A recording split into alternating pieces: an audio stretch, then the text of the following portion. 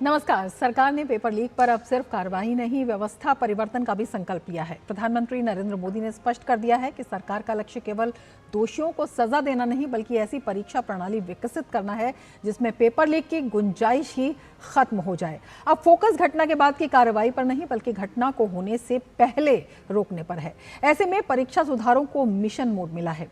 नंदन नीलेकणी की अध्यक्षता में गठित हाई पावर टास्क फोर्स इस बात का संकेत है कि सरकार परीक्षा व्यवस्था को तकनीक, पारदर्शिता और जवाबदेही के आधार पर पूरी तरह पुनर्गठित करना चाहती है। आधार जैसी डिजिटल क्रांति का अनुभव अब परीक्षा प्रणाली को सुरक्षित और भरोसेमंद बनाने में लगाया जाएगा। सरकार संसद से सिस्टम रिफॉर्म का संदेश भी देना चाहती है। सरकार सार्वजनिक परीक्षा अनुचित साधनों की रोकथाम संशोधन विधेयक 2026 पर व्यापक चर्चा करने के लिए तैयार है, लेकिन विपक्ष ने अब तक इस पर चर्चा की शुरुआत ही नहीं की है। विपक्ष के हंगामे के चलते संसद बार बार स्थगित हो रही है।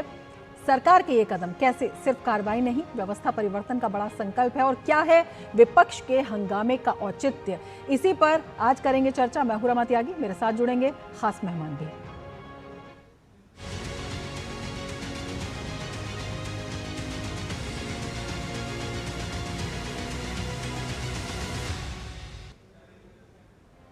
चर्चा की शुरुआत करेंगे, लेकिन एक बार फिर से आपको बता दें कि प्रधानमंत्री नरेंद्र मोदी ने देश की परीक्षा व्यवस्था को अधिक सुरक्षित, पारदर्शी और तकनीक आधारित बनाने की दिशा में बड़ा कदम उठाया है और परीक्षा सुधारों के लिए एक हाई पावर टास्क फोर्स के गठन की घोषणा की है। क्या है ये टास्क फोर्स, आइए दिखाते हैं आपको ये खास रिपोर्ट। नीट पेपर लीक विवाद के बाद सरकार का अगला बड़ा कदम सामने आ गया है। प्रधानमंत्री नरेंद्र मोदी ने परीक्षा सुधारों के लिए हाई पावर टास्क फोर्स का गठन किया है। इसकी कमान संभालेंगे इन्फोसिस के सह संस्थापक और भारत की डिजिटल पहचान व्यवस्था के प्रमुख शिल्पकार नंदन नीलेकणी। उनके साथ इसरो के पूर्व अध्यक्ष डॉक्टर एस सोमनाथ, पूर्व आईबी निदेशक तपन डेका, आईआईटी मद्रास के निदेशक प्रोफेसर वी कामकोटी, पूर्व शिक्षा सचिव अनीता करवाल और लॉजिस्टिक्स विशेषज्ञ अमृत लाल मीणा जैसे दिग्गज शामिल हैं। ये टीम सिर्फ परीक्षा की सुरक्षा नहीं, बल्कि पूरी परीक्षा प्रणाली को तकनीक आधारित, पारदर्शी और भविष्य के लिए तैयार बनाने का रोड मैप तैयार करेगी। हमारी परीक्षा पद्धति विश्वस्त हो, हमारी परीक्षा पद्धति ट्रांसपेरेंट हो, हमारी परीक्षा पद्धति में सबसे ज्यादा अब टेक्नोलॉजी का उपयोग हो, इन सारी बातों को ध्यान में रखते हुए विश्व प्रसिद्ध टेक्नोलॉजी एक्सपर्ट श्रीमान नंदन नीलेकणी जी के नेतृत्व में एक हाई पावर टास्क फोर्स बनाने का निर्णय किया है। सरकार का संदेश साफ है, पेपर लीक पर अब सिर्फ सजा नहीं, सिस्टम भी बदलेगा। एक तरफ फास्ट ट्रैक कोर्ट में मामलों की सुनवाई तेज की जा रही है, दूसरी तरफ संसद में और सख्त कानून लाने की तैयारी है। अब इस टास्क फोर्स के जरिए परीक्षा प्रणाली की हर कमजोर कड़ी की पहचान होगी, ताकि भविष्य में पेपर लीक की गुंजाइश ही खत्म की जा सके। हाई पावर टास्क फोर्स जो एग्जामिनेशन रिफॉर्म की तरफ फोकस करेगा और जल्द से जल्द आने वाली परीक्षाओं की विश्वसनीयता को सुनिश्चित करने का काम इसके रिपोर्ट के आधार पर कर दिया जाएगा। ये टास्क फोर्स एनटीए की परीक्षा प्रक्रिया, डिजिटल सुरक्षा, डेटा प्रबंधन, प्रश्न पत्रों की गोपनीयता और प्रशासनिक जवाबदेही समेत पूरे इकोसिस्टम की समीक्षा करेगी। सरकार पेपर लीक पर सिर्फ जवाब नहीं दे रही है, बल्कि उस व्यवस्था को भी बदलने में जुट गई है जहां से ये संकट पैदा होता है।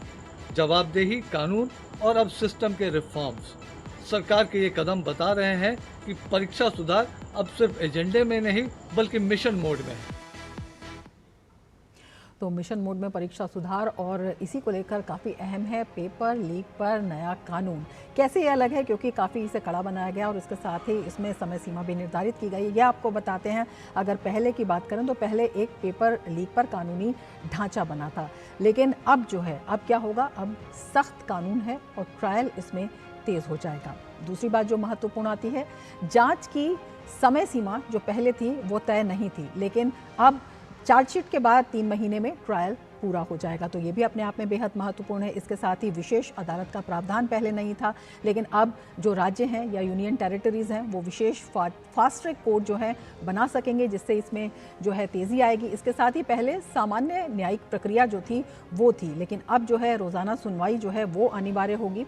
इसके साथ ही विशेष टास्क फोर्स का साफ प्रावधान पहले नहीं था, लेकिन अब विशेष STF बना सकेगा केंद्र भी, अपने आप में बेहद महत्वपूर्ण ये प्रावधान है। पहले संगठित मामले में 5 से 10 साल तक की जेल की सज़ा थी, अब जो है अधिकतम सज़ा 10 साल की हो गई है। पहले कम से कम 1 करोड़ का जुर्माना था और अब 10 करोड़ रुपए तक का जुर्माना जो है इसमें लगाया जाएगा। तो काफ़ी कड़े कदम है। पहले जो है पेपर लीक पर जिस तरह से हम बता रहे हैं कि कानूनी ढांचा था, लेकिन अब जो है कानून सख्त हो गया है, जो ट्रायल है वो तेज़ होगा और इसके साथ ही ट्रायल से लेकर जो निर्णय है उस तक जो है समय सीमा निर्धारित की गई है। तो अपने आप में बेहद महत्वपूर्ण है।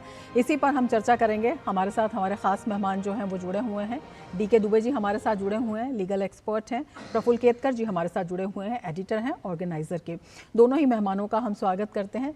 दुबे जी, सबसे पहले आपसे समझना चाहेंगे, ये जो नया कानून सरकार ला रही है ये अपने आप में किस तरह से देखते हैं? एक बड़ा निवारक साबित होगा? कितनी इसकी ज़रूरत थी और किस तरह से इसमें एक संगठित तरीके से, जिस तरह से सरकार रिफॉर्म्स के ऊपर बल दे रही है, तो इसमें चरणगत तरीके से ये दिखाई देता है? देखिए, मैं समझता हूँ कि अब से पहले जो ये पेपर लीक या एजुकेशन का इस स्तर का मामला था वो प्रायोरिटी पर नहीं था। अभी प्रधानमंत्री जी सीधा देखने का मतलब है और प्रायोरिटी पर पूरे रिफॉर्म, पूरा स्ट्रक्चर चेंज करने की बात ये आती है कि भविष्य में भी एक ऐसी टेक्नोलॉजी या ऐसा सिस्टम डेवलप कर दिया जाए जो कि पूरे देश को गवर्न करे। मैं जहाँ तक समझता हूँ 3 स्टेजेस किसी भी चीज़ की होती हैं। पहला कि उसका कानून क्या है, दूसरा उसका रेगुलेशन क्या है, तीसरा इम्प्लीमेंटेशन कैसे होगा, कौन करेगा और टेक्नोलॉजी का इस्तेमाल कैसे होगा, और चौथी स्टेज आती कि अगर हो गया तो निर्णय कितनी जल्दी होगा या उस पर इन्वेस्टिगेशन होकर उसका फाइनल रिजल्ट कब निकलेगा। अभी सरकार ने इन सभी स्टेजेस पर काम करना शुरू कर दिया है। यानी कि अब कानून पहले, क्योंकि कोई भी एजेंसी काम करेगी तो सबसे पहले उसके पास टीथ होने चाहिए, तो टीथ के लिए कानून बनाकर सामने रखा जा रहा है कि भाई ये कानून होगा और ये उसके तरीके होंगे।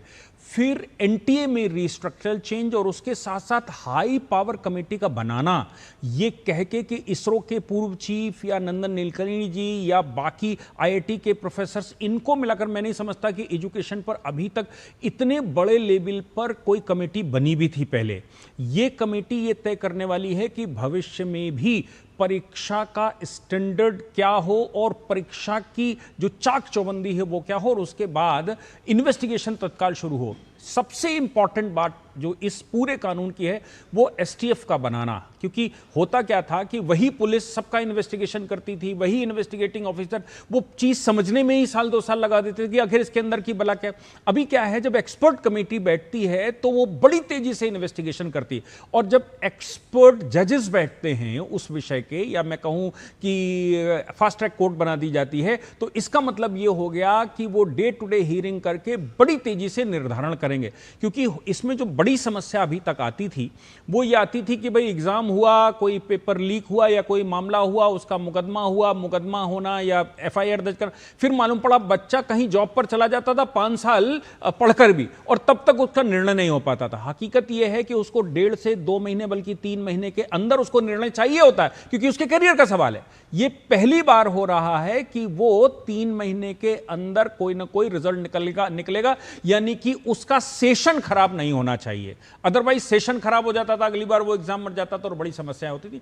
मैं समझता हूं कि कोई भी कारण रहा हो, लेकिन अभी भविष्य के लिए ये एक रोड मैप तैयार कर दिया गया और बड़ी फुल प्रूफ अभी तक बनाने की कोशिश की गई है। बिल्कुल, सरकार चाह रही है ये जो पूरी व्यवस्था है ये बदलनी चाहिए, फुल प्रूफ होनी चाहिए, और भारतीय परीक्षा व्यवस्था का अब तक का सबसे सख्त कानून इसे कहा जा सकता है। प्रफुल्ल जी, आपकी प्रतिक्रिया इस पर पहली लेना चाहेंगे और ये भी जानना चाहेंगे कि विपक्ष जो लगातार छात्रों के भविष्य के लिए हंगामा बरपा रहा था, संसद चलने नहीं दे रहा था, अब जब सरकार कानून ला रही है उसके बाद जो विपक्ष की आपत्तियां हैं उनका कितना औचित्य है, उन्हें किस तरह से देखते हैं?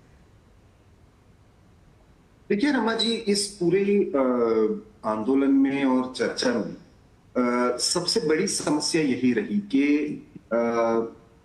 अलग अलग विषयों पर तो बात होती रही, शिक्षा मंत्री के इस्तीफे को लेकर बात होती रही, लेकिन मूल जो मुद्दा है परीक्षाओं में सुधार, परीक्षाओं का जो पूरा का पूरा प्रबंधन है वो ठीक कैसे हो, कुछ गड़बड़ियां होती है तो उन पर कार्रवाई क्या हो।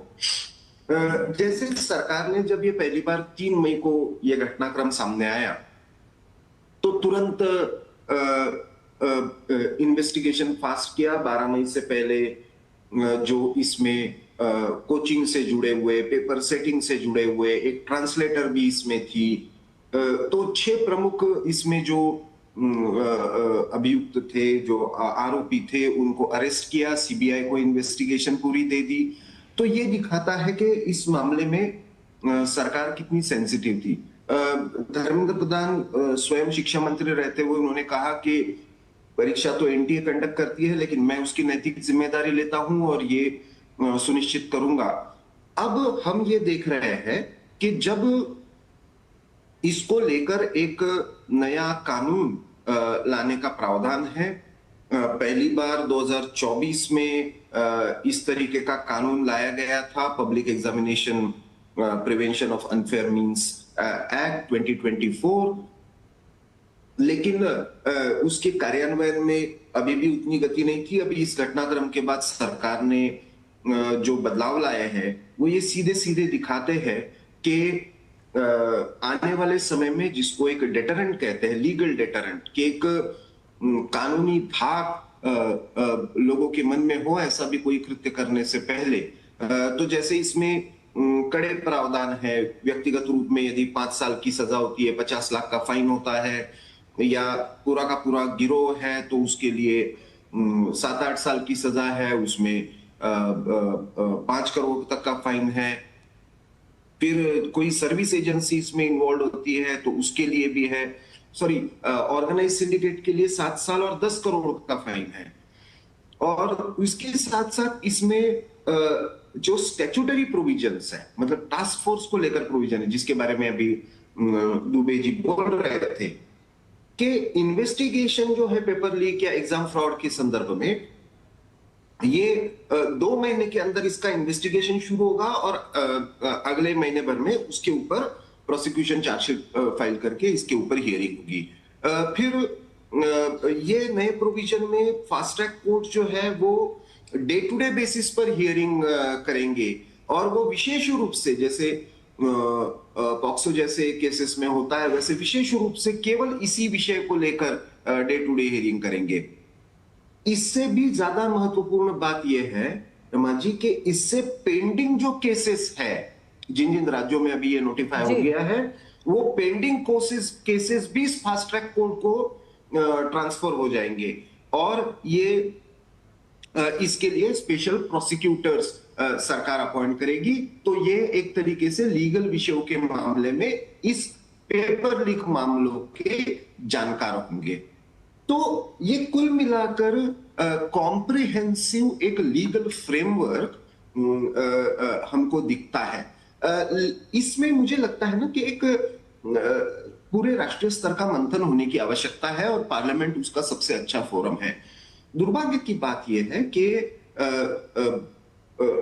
विपक्षी दल जो अलग अलग राज्यों में जहां पे विपक्षी दलों की सरकारें रही है, चाहे कर्नाटक में हो, झारखंड में हो, पंजाब में हो, जहां पे पेपर लीक या चीटिंग या इस तरीके की घटनाएं रही हो, वहां पे तो खुद कुछ कार्रवाई करने को तैयार नहीं है, लेकिन वो इस प्रोसेस को बाधित करते हैं क्योंकि उनको छात्रों से, उनके परिवारों से जुड़े हुई भावनाओं के साथ, बिल्कुल यही एक बड़ा सवाल है कि ये प्रोसेस जो है बाधित क्यों किया जा रहा है। प्रफुल्ल, ये चर्चा हम जारी रखेंगे, आज के बर्ताव से तो यही लगता है। बिल्कुल चर्चा हम जारी रखेंगे, लेकिन उससे पहले ले लेते हैं एक ब्रेक। आप बने रहिए जीजी न्यूज के साथ।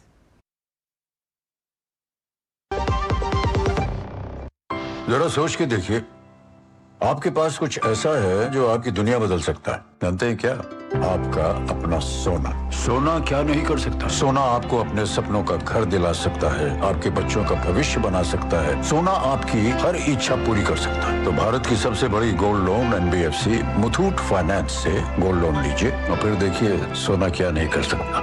मुथूट फाइनेंस, जहां विश्वास ही परंपरा है। कॉल कीजिए 1-800-313-1212। मेरी पसंद, मेरी पसंद, मेरी पसंद, मेरी पसंद, हमारी पसंद। हम सबकी पसंद। मजबूत देश का मजबूत सरिया हो गया स्टील।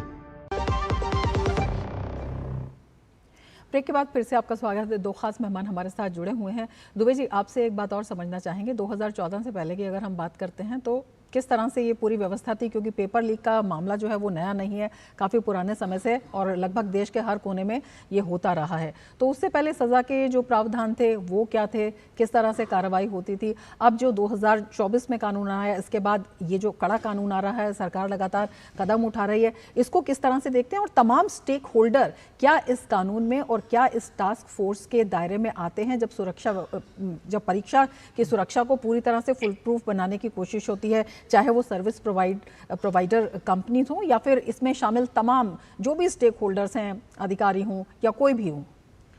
देखिए, मैं जहाँ तक समझता हूँ पिछले 20-22 साल का अगर रिकॉर्ड देखेंगे तो 250 बार पेपर लगभग लीक हुआ है जी। और ये पेपर लीक तो घटनाएं अब दिखाई दे रही हैं।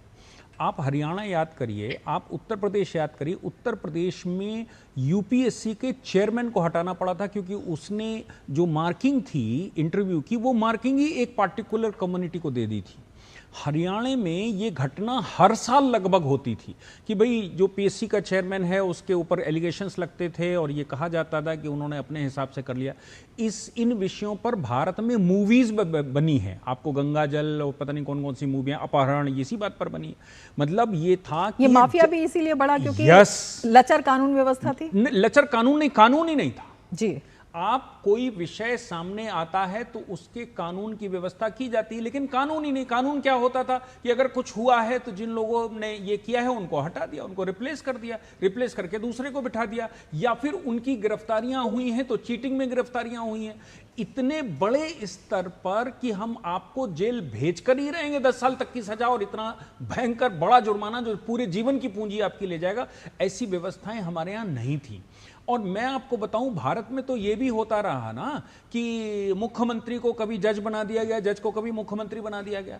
ये व्यवस्था जो अब देने का प्रयास हो रहा है, ये मुझे लगता है कि आजादी के बाद ही शुरू करनी चाहिए, क्योंकि हमारे देश में हमने जॉब क्रिएटर्स उस समय नहीं बनाए थे, हमने जॉब सीकर्स बनाए थे। अब चूंकि भारत में जॉब सीकर बने हैं तो सारी भीड़ उस तरफ आ गई कि भाई हमें नौकरी चाहिए, नौकरी चाहिए, तो उसके माफिया भी तैयार हो गए। माफिया हो गए तो उन्होंने एडमिशन प्रक्रियाएं भी शुरू कर दी, तमाम तरह के कोचिंग इंस्टीट्यूट इसमें बीच में लाइजनर का काम करने लगे। ये एक पूरी व्यवस्था एजुकेशन माफिया की भारत में तैयार हो गई थी। इसको सरकार ने धीरे धीरे करके, जो आज की सरकार है, उसने पहले तोड़ा।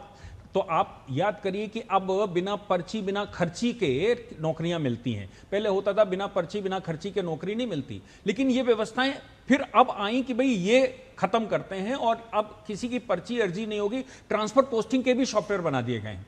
इसका मतलब ये हो गया कि सरकार पहले से उस पर काम कर रही है। वो अलग विषय है कि ये विषय थोड़ा छूट गया। 2024 में पहली बार कानून बना, लेकिन आप सोचिए कि जो आज कानून में लिखने की प्रक्रिया चल रही है, वो सरकार ने जब अभी एग्जाम करवाया था ना, तो एग्जाम करवा के ही बायोमेट्रिक को चेक करना, चारों ओर से सीसीटीवी कैमरे लगाना, एयरफोर्स के प्लेन से पेपर ले जाना, कितनी सिक्योरिटी के तहत वो किया था और वो सफल भी हुआ।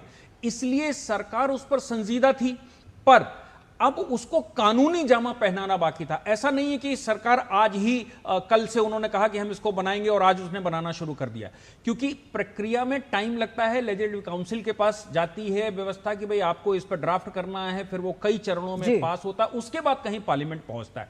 इसलिए जब एग्जाम करवाया था तो एग्जाम करवाते समय भी, री एग्जाम में ही यह तय हो गया था कि भाई ये भारत का मानक होगा, लेकिन उसको कानूनन लिखना आवश्यक है, जिसके लिए अब पार्लियामेंट गई है सरकार। अब विपक्ष की जिम्मेदारी बनती है कि वो उसमें पार्टिसिपेट करके केवल हंगामा नहीं, अगर उनको लगता है कि इसमें और संशोधन की जरूरत है, जैसे वो कह रहे हैं कि इंप्लीमेंटेशन की समस्या है, तो इंप्लीमेंटेशन कैसे हो, इसको कौन प्रपोज करेगा कि भाई इंप्लीमेंटेशन में क्या क्या समस्याएं हो सकती हैं, उसको भी तो विपक्ष लेकर आएगा। सरकार के ध्यान में जितना होगा उतना वो लेकर आए, लेकिन अगर आपको लगता है कि इसमें कुछ समस्याएं हैं तो संसद के बाहर नहीं, ये काम संसद के अंदर का है, क्योंकि संसद के बाहर कानून नहीं बनेगा, संसद के बाहर रेगुलेशन भी नहीं बनेगा, रेगुलेशन तो संसद के अंदर ही बनेगा। और अगर सरकार से जवाब चाहिए तो जवाब भी सरकार संसद के अंदर ही देगी, वहीं आपको प्रश्न करने पड़ेंगे। बिल्कुल, एक बड़ा सवाल यही है कि विपक्ष जो है प्रश्न करने की बजाय हंगामा खड़ा क्यों कर रहा है। केतकर जी, आपसे भी यही पूछना चाहेंगे। भाजपा ने भी एक बड़ा जो है सवाल उठाया है कि अगर भाजपा शासित राज्य हैं तो वहाँ पर विपक्ष जो है कुछ और चाहता है, वहाँ पर मंत्रियों की जवाबदेही चाहता है, लेकिन अगर विपक्ष शासित जो राज्य हैं, कांग्रेस शासित जो राज्य हैं, वहाँ पर कहा जाता है कि अधिकारियों की जवाबदेही है। तो ये जो जवाबदेही है ये अलग अलग कैसे हो जाती है? इससे विपक्ष की मंशा किस तरह से खुलकर नजर आती है? क्योंकि विपक्ष जो है कानून की बात नहीं कर रहा है, विपक्ष जो है अन्य मुद्दे उठा रहा है। तो ये आपको लगता है कि इस पर चर्चा ना होने देना भी एक एजेंडा विपक्ष का हो सकता है? नहीं, देखिए, कोई भी विपक्षी दल होता है तो वो स्वाभाविक रूप से सरकार को कटघरे में खड़ा करने का प्रयास करता है। उस पर राजनीति भी होती है, लोकतंत्र में ये अपरिहार्य हिस्सा है। अब जब मामला इतना सेंसिटिव हो तो वहां पे मुझे लगता है बात क्रेडिट की नहीं आनी चाहिए। ये क्रेडिट का विषय नहीं है कि सरकार को क्रेडिट जाएगा। लाखों लोगों के और उनके परिवारों के बच्चों के सेंटिमेंट्स का और उनके, क्योंकि 10वीं 12वीं के बाद इस तरीके की एग्जाम्स में जब 20-22 लाख बच्चे बैठते हैं तो वो केवल बच्चे नहीं बैठते, उनका पूरा परिवार उस परीक्षा की प्रक्रिया में साल 1.5 साल तक इन्वॉल्व रहता है। और ऐसे में और सीटों की तो हमको स्थिति पता ही है। 2014 में जो 51,000 के आसपास थी, अब मुश्किल से वो 1,36,000 तक पहुंची है। पीजी में तो और भी कम सीटें हैं। कॉलेजेस की संख्या भी हम देखते हैं पिछले 10-12 सालों में लगभग 386 से लेकर 823 तक बढ़ी है। लेकिन इसमें समस्या यह है कि 22 लाख बच्चे बैठेंगे और लगभग 1.5 लाख के आसपास सीटें होंगी, जो कि इस बार शायद 8-9 हजार इस वर्ष भी बढ़ी है। तो वो कंपटीशन इतना स्टिफ हो जाता है और इसी कंपटीशन का फायदा जो है वो ये सारे माफिया उठाते हैं। उसमें क्रिमिनल्स भी होते हैं, पेपर सेटर्स को भी पैसा देकर वो ये करते हैं, कोचिंग वाले भी होते हैं, उनको अपना बिजनेस चलाना होता है। और फिर इसमें इसका फायदा लेकर ये न के न प्रकारे न बाय हुक और क्रुक, जैसा कहते हैं अंग्रेजी में, मेरे बेटे को सीट मिलनी चाहिए, बाकी जो भी हो व्यवस्था होगा। अब जब व्यवस्थागत बदलाव की बात आ रही है तो उन भावनाओं के साथ खेलने का नहीं है समय, अपनी राजनीतिक रोटी सेकने का नहीं है समय। आप यदि सही में विद्यार्थियों के विषयों में सीरियस हो, बिल्कुल, जो विषय है वो छात्रों के भविष्य का है। चर्चा हम जारी रखेंगे, लेकिन उससे पहले इस पर सीरियस डिस्कशन होना चाहिए। बिल्कुल बिल्कुल सीरियस चर्चा इस पर होनी चाहिए। चर्चा हम जारी रखेंगे, लेकिन उससे पहले ले लेते हैं एक और ब्रेक। आप बने रहिए डीडी न्यूज के साथ। पता है, लोग अक्सर मुझसे पूछते हैं कॉल सेंटर का स्टेडी जॉब क्यों छोड़ा। I wanted more out of life, बस मैंने अपना स्टार्टअप शुरू किया। जानना चाहोगे कैसे? Then start up your own business as an LIC agent. यहाँ सब कुछ है, great products, zero investment, leading organization and unlimited opportunities। तो क्या आप तैयार हैं? LIC एजेंट बनो, अब बड़ा सोचो। हमारी वेबसाइट पर जाएं या अपनी नजदीकी LIC शाखा से संपर्क करें। जब धरती चीर कर निकलता है लोहे का पत्थर और मिलता है मोंगिया के जोश से, फिर तपता है, पिघलता है और बनता है फौलाद। अब होता है सरिया सारी खूबियों के साथ। मोंगिया स्टील, मजबूत देश का मजबूत सरिया। ब्रेक के बाद फिर से आपका स्वागत है। दो खास मेहमान हमारे साथ जुड़े हुए हैं। दुबे जी, आपसे ये समझना चाहेंगे, जिस तरह से जो विपक्ष है तमाम तरह के मुद्दे उठा रहा है और संसद जो है बिल्कुल नहीं चल रही है, विषय जो है बेहद गंभीर है, यह हमारे देश के भविष्य से जुड़ा हुआ है, छात्रों के भविष्य से जुड़ा हुआ है, काफ़ी संवेदनशील भी है। इस पर कानूनी रूप से देखें, संवैधानिक रूप से देखें, विपक्ष की जिम्मेदारी क्या बनती है? पहले वो जिस तरह के बयानों की मांग कर रहे हैं, जिस तरह के इस्तीफों की मांग कर रहे हैं, वो होना चाहिए? सदन में पर्याप्त रूप से चर्चा होनी चाहिए, उन्हें सरकार से सवाल पूछने चाहिए, सरकार को सुझाव देने चाहिए? देखिए, विपक्ष सदैव से जिस रास्ते पर इस समय है कि आप इस्तीफा दीजिए तब हम आगे बढ़ेंगे, और सरकार ने इस्तीफा दिलवा भी दिया, ऐसा नहीं है कि नहीं दिलवाया, दिलवा भी दिया, लेकिन हकीकत ये है कि सलूशन तो संसद के अंदर ही निकलेगा। ये जो इस्तीफे देना है, सरकार बदलना है या फिर आप किसी की जिम्मेदारी तय करना, वो बात अपनी जगह पर है, लेकिन भविष्य के साथ अगर कुछ करना है तो सलूशन संसद में निकलेगा। और जहां तक मैं समझता हूं, विपक्ष राजनीति जरूर कर रहा है, लेकिन यह द्रोह नीति कहलाएगी, क्योंकि देश पूरा यह भी समझ रहा है कि जहां पर सलूशन निकलने वाला है वहां तो आप जा ही नहीं रहे हैं, आप तो रोड पर हंगामा कर रहे हैं। भाई बच्चे रोड पर आते हैं इसलिए समझ में आता है क्योंकि उनकी संसद में एक्सेस नहीं है, लेकिन जब लेजिस्लेटर ये कहते हैं कि हम रोड पर आएंगे, तो उनकी जिनकी एक्सेस है संसद के अंदर, जहां उनकी बात सुनी जाएगी, वो चाहें तो विपक्ष के नाते वहां रेजोल्यूशन ला सकते हैं, वो इंडिपेंडेंट बिल ला सकते हैं, या वो संशोधन पेश कर सकते हैं। वहां आप प्रेजेंट नहीं होंगे तो क्या देश को यह दिखता नहीं है कि जहां सोल्यूशन निकलने वाला है वहां आप जा ही नहीं रहे, और जहां आप जा रहे हो वहां सोल्यूशन ही नहीं है? तो मैं समझता हूं कि राजनीति भी उनको सही से नहीं समझ में आ रही कि वो राजनीतिक रूप से कहां जाएं। आज देश का बच्चा बच्चा ये बात कह रहा है कि भैया संसद जाओ और संसद में जाकर हमारे लिए कुछ पॉजिटिव बना कर लाओ, लिखित रूप से संसद से पास करवाओ। वो होने की बजाय जब आप बाहर माइलेज की बात करते हैं तो देश भी इस बात को समझता है कि ये माइलेज लेने के लिए सारा कुछ हो रहा है, हमारे भले के लिए या बच्चों के भले के लिए नहीं हो रहा है। इसलिए काम तो लेजिस्लेशन का है जिसको करना चाहिए। बिल्कुल, विपक्ष को अपनी जिम्मेदारी समझनी चाहिए, और जिन छात्रों के भविष्य की बात पर हंगामा हो रहा है उनके भविष्य के लिए क्या बेहतर है, ये जो है बेहतर तरीके से समझना बहुत ज़्यादा ज़रूरी है। डीके दुबे जी आपका, प्रफुल्ल केतकर जी आपका बहुत शुक्रिया हमारे इस कार्यक्रम में शामिल होने के लिए। इसके साथ ही चर्चा में फिलहाल इतना ही, दीजिए इजाजत, नमस्कार।